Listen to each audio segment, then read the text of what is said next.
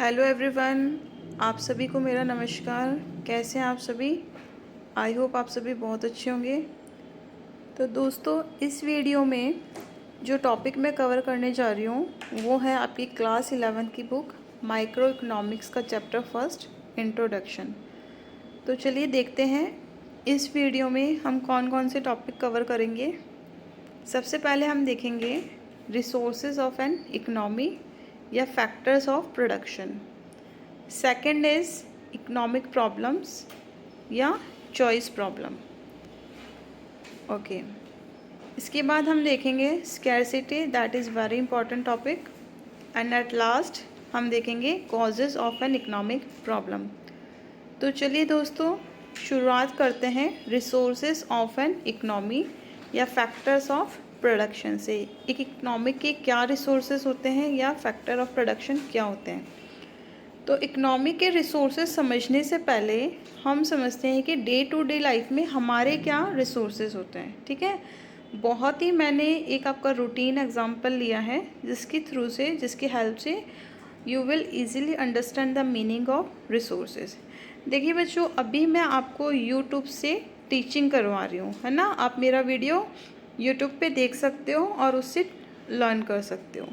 तो what resources do I have right now, मेरे पास अभी क्या रिसोर्सेज हैं जिनकी हेल्प से मैं यूट्यूब पे वीडियो बना के आपको टीचिंग करवा रही हूँ। तो देखिए मैं क्या यूज़ कर रही हूँ। मैं या तो लैपटॉप यूज़ कर रही हूँ या मोबाइल। उसके अलावा इंटरनेट तो कंपलसरी है ही है। उसके अलावा लाइट्स, फैन, एसी या फिर मैं इसे इलेक्ट्रिसिटी भी बोल सकती हूँ, और बुक्स या नोटबुक्स। तो जो भी मैं ये चीज़ें यूज़ कर रही हूँ ये क्या है, मेरे टीचिंग प्रोसेस की इनपुट है।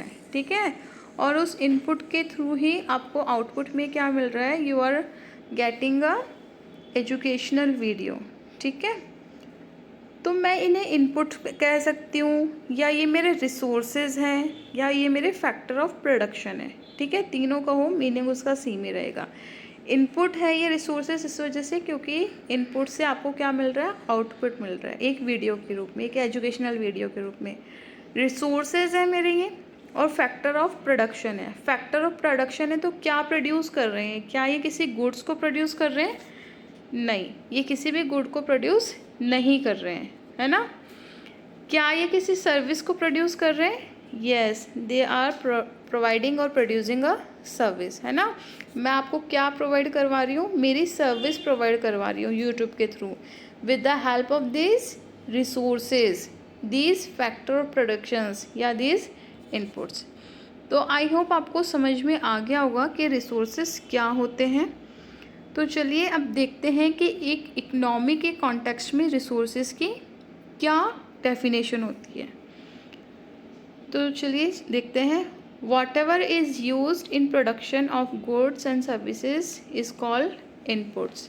ठीक है, एक इकनॉमी में कोई भी गुड्स या सर्विसेज प्रोड्यूस करने के लिए जो भी इनपुट यूज़ में लिया जाता है वो उसके रिसोर्सेज हैं। ठीक है, तो इनपुट्स टू टाइप्स का होता है, primary input and secondary inputs. Primary inputs को आप फैक्टर्स ऑफ प्रोडक्शन भी कह सकते हैं, या आप इन्हें रिसोर्सेज भी बोल सकते हैं।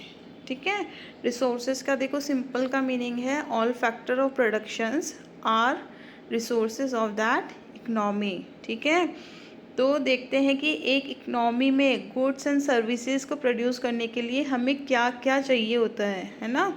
हमें लैंड चाहिए जो कि एक नेचुरल रिसोर्सेज है, हमें लेबर चाहिए जो कि एक ह्यूमन रिसोर्सेज है, ह्यूमन ही तो वर्क करेगा ना एज ए लेबर, फिजिकली या मेंटली। थर्ड कैपिटल, कैपिटल में आपके मनी के अलावा ऐसी चीज़ें भी आएगी जो कि मैन मेड है, like tools and machinery.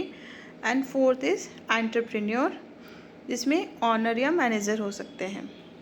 And secondary input में है आपका रॉ मटेरियल। तो ये पांचों चीज़ें मिलके एक इकनॉमी के लिए क्या प्रोड्यूस करती हैं, गुड्स या सर्विसेज। ठीक है, फॉर एग्जांपल हमारी इंडियन इकनॉमी के क्या रिसोर्सेज हैं, land, labour, capital, entrepreneur and last is raw material. अगर कहा जाए कि इंडिया में इनमें से कौन सा रिसोर्सेज सबसे ज़्यादा है, तो दैट इज़ लेबर। ठीक है, India is a labour intensive economy, है ना। इंडिया कैसी इकनॉमी है? Labour intensive. यहाँ पर सबसे ज़्यादा क्या है? लेबर है। ओके, अबंडेंट लेबर है, यहाँ पे बहुत ही ज़्यादा लेबर है। Okay, which problem have been facing by an economy even having resources. तो बच्चों देखो, क्या आपके माइंड में एक चीज़ आती है?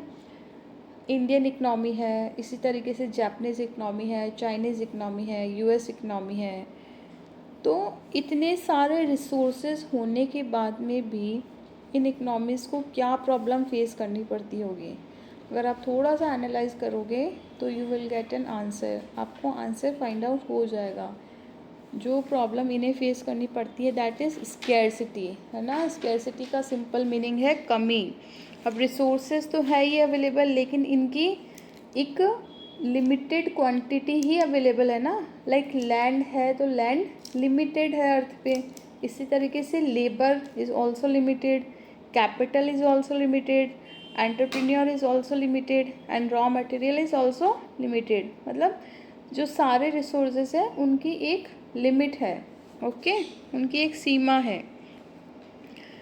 तो देखते हैं स्कैरसिटी का मीनिंग क्या होता है। In economics scarcity means limited supply of resources in relation to its demand, है ना। स्कैरसिटी का सिंपल सा मीनिंग होता है कमी होना, और इकोनॉमिक्स में इसका मीनिंग क्या है? रिसोर्सेज की कमी होना, रिसोर्सेज की डिमांड ज़्यादा होना बट उसके रिलेशन में उसकी सप्लाई कम होना, that is scarcity in economics. ठीक है, समझ में आया आपको? फिर से जैसे मैं फिर से एक्सप्लेन करती हूँ। सपोज़ करो इंडिया में इंडियन इकनॉमी को कैपिटल की बहुत ज़्यादा रिक्वायरमेंट है, तो यहाँ पे कैपिटल की डिमांड बहुत ज़्यादा है, लेकिन कैपिटल की सप्लाई क्या है? यहाँ पे कम है। ठीक है, तो इंडिया की इकनॉमी में किसकी स्कैरसिटी है? कैपिटल की। ठीक है, ये जस्ट मैंने आपको एग्जांपल के लिए समझाया है। तो चलिए अब इसको एक बहुत ही इंटरेस्टिंग एग्जांपल के थ्रू समझते हैं। यहाँ देखो, मैंने आप लोगों के लिए रिलायंस इंडस्ट्रीज़ को ड्रॉ किया है, जिसके की ऑनर है मुकेश अंबानी। अब मुकेश अंबानी जी को 1000 करोड़ रुपए की रिक्वायरमेंट है। अगर उन्हें 1000 करोड़ रुपए के बदले 1200 करोड़ मिल जाए तब तो कोई प्रॉब्लम अराइज होगी नहीं ना, कोई स्कैरसिटी नहीं होगी।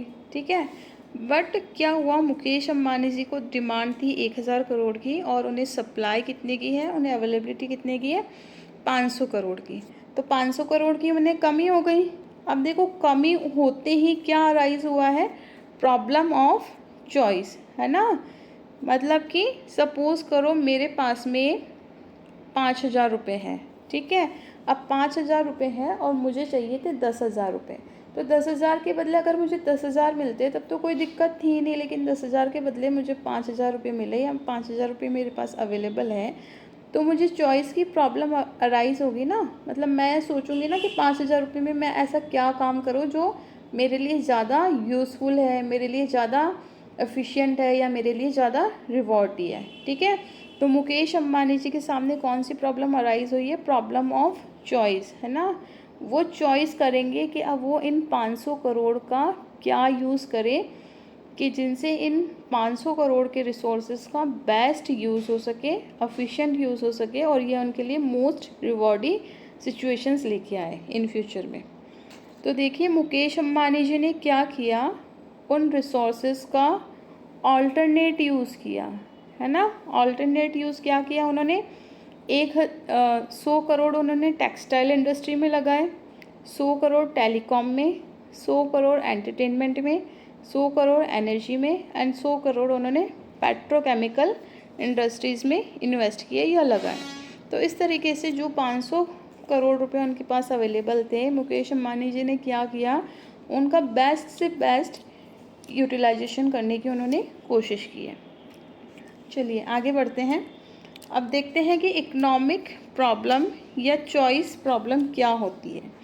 N economic problem is basically the problem of choice. ठीक है, प्रॉब्लम ऑफ चॉइस को ही इकोनॉमिक प्रॉब्लम बोला जाता है। Problem of choice refers to the problem of making choices in the alternative uses of resources. अभी अभी हमने देखा था कि जो भी हमारे पास रिसोर्सेज हैं उनका ऑल्टरनेटिव यूज़ करना ही प्रॉब्लम ऑफ चॉइस है। For this economy must have choices among alternative uses of available resources to obtain maximum satisfaction and social welfare. तो इकनॉमी के पास में जो भी रिसोर्सेज अवेलेबल हैं उन्हें उनका ऑल्टरनेटिव यूजेस इस तरीके से करना चाहिए कि उसके थ्रू उन्हें क्या मिले, मैक्सिमम सेटिस्फेक्शन मिले और मैक्सिमम सोशल वेलफेयर हो सके। इसी प्रोसेस को बोला जाता है इकोनोमाइजेशन ऑफ रिसोर्सेज, कि रिसोर्सेज का मैक्सिमम यूटिलाइजेशन करना एंड उससे सोशल वेलफेयर करना। ठीक है, that is Fuller and efficient use of resources. ये वही चीज़ है कि रिसोर्सेज का फुली एंड एफिशिएंटली यूज़ करना। दस, for an economic problem is the problem of allocation of resources और making choices among alternative uses of resources. तो इस तरीके से एक इकनॉमी के लिए इकोनॉमिक प्रॉब्लम क्या होती है कि रिसोर्सेज का अलोकेशन करना and making choice among alternative uses of resources. Okay, third है causes of an economic problem. एक इकोनॉमिक प्रॉब्लम की क्या क्या कोज हो सकते हैं। तो सबसे पहले हमने देखा कि scarcity is the root cause of an economic problem, है ना। सबसे मेन उसका प्रॉब्लम क्या है, स्कैरसिटी। इसके अलावा प्रॉब्लम ऑफ चॉइस है वो भी राइज करता है ऑल्टरनेटिव यूजेस ऑफ रिसोर्सेज को। चलिए आगे देखते हैं। कोजेज़ ऑफ इकोनॉमिक प्रॉब्लम जो है वो मेजरली 3 टाइप्स के होते हैं। First is unlimited want of humans. अब देखो इंसान की इच्छा है तो अनंत है ना, उनका तो कोई लिमिट ही नहीं है, कोई सीमा ही नहीं है, क्योंकि हम इतने मोह माया में फंसे हुए हैं तो हमें तो हर चीज़ चाहिए होती है। कोई चीज़ अगर हमें मिल भी जाती है तो हमारी दूसरी वांट या दूसरी इच्छाएं उत्पन्न हो जाती है कि हमें ये मिल गया, अब हमें ये भी चाहिए, अब हमें ये भी चाहिए। तो human wants are unlimited but resources are limited, है ना, उसी को स्कैरसिटी बोला जाता है। And third is alternative uses of resources. अब हमारी वांट्स अनलिमिटेड है, रिसोर्सेज लिमिटेड है, तो क्या करेंगे, जितने रिसोर्सेज होंगे हम उनका ऑल्टरनेटिव यूज ही तो करेंगे। तो इसे मैंने देखो आपको मुकेश अंबानी जी के एग्जाम्पल के थ्रू बहुत ही अच्छे से समझाया था, एक बार आप इसे फिर से देख सकते हैं। चलिए आगे बढ़ते हैं। तो इन शॉर्ट हम बोल सकते हैं relative scarcity of resources having alternative uses in relation to unlimited wants gives rise to an economic problem. Okay, तो एट लास्ट एक बहुत ही इम्पॉर्टेंट टर्म यहाँ पे इंट्रोड्यूस होने वाला है, role of economics in presence of scarcity. जो scarcity की प्रेजेंस है, स्कैरसिटी कमी है इकोनॉमी में, तो उस सिचुएशन में इकोनॉमिक्स का क्या रोल होता है। आप जो बुक पढ़ रहे हो इकोनॉमिक्स, क्लास 11th में भी पढ़ोगे, 12th में भी पढ़ोगे, तो उस इकोनॉमिक्स का इस स्कैरसिटी में क्या रोल है। तो economics is all about making choices in the presence of scarcity. उस कमी के बीच में भी इस तरीके की चॉइस डेवलप करना, इस तरीके के ऑल्टरनेट यूज़ डेवलप करना रिसोर्सेज के इकोनॉमी को उसका मैक्सिमम सेटिस्फेक्शन और मैक्सिमम यूटिलाइजेशन मिल सके, सोशल वेलफेयर हो सके और कंट्री की इकोनॉमिक ग्रोथ हो सके। That is the role of economics in the presence of scarcity.